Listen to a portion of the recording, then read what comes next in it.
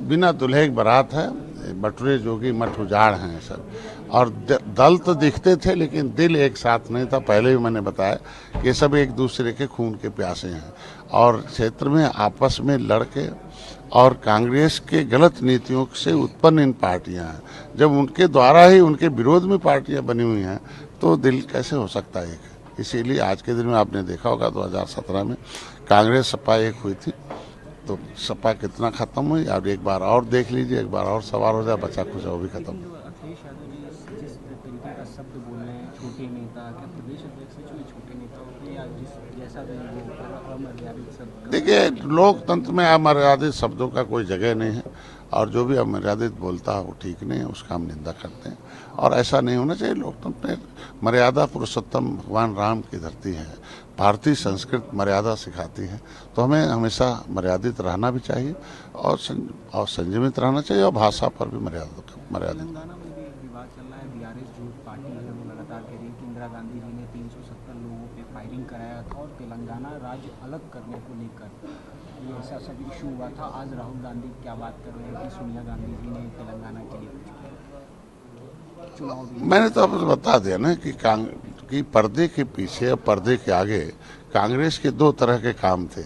पर्दे के आगे दिखाने वाले थे, पर्दे के पीछे कुछ और करने वाले थे। हम तो पीड़ित हैं ना, हम अपनी बात खुद कह दें कि पर्दे के पीछे कांग्रेस के समय हमारी खुद की आरक्षण की फाइल गायब कराई हो। पब्लिक जो फाइल 1950 SC/ST रिजर्वेशन की, उसको खुद के उनके दोनों RTI में पता चला कि वो ले गए, फाइल ही गायब करा दिया जिसमें उपजातियों का जिक्र है कि केवट मल्ला मझवार अनुसूचित जात के हकदार हैं, उत्तरा दक्षिणा मोची अहिरवार गहिरवार हैं जो है जाटव हैं, आज के दिन में रजक बरठा कनौजा धोबी हैं।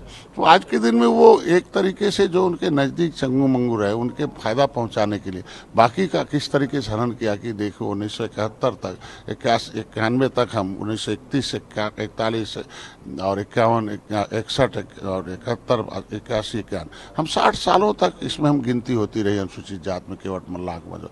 लेकिन OBC में डाल के कितना अन्याय किया इन लोगों ने कि बिना संविधान में कभी कौन से आयोग ने रिपोर्ट लगा दिया। तो ऐसा तो उनका कुकृत पहले भी रहा है। तो इसीलिए मैं कहूँगा कि इन पर्दे के पीछे जो षड्यंत्र हुए हैं उसका पर्दाफाश होना चाहिए और आज के दिन में जो भी चल रहा वो कांग्रेस के पुराने किए हुए कुकृतों को चल रहा है और निश्चित रूप से जनता इसीलिए अब उनसे दूर हो रही है और मोदी जी को पुनः से ला रही है।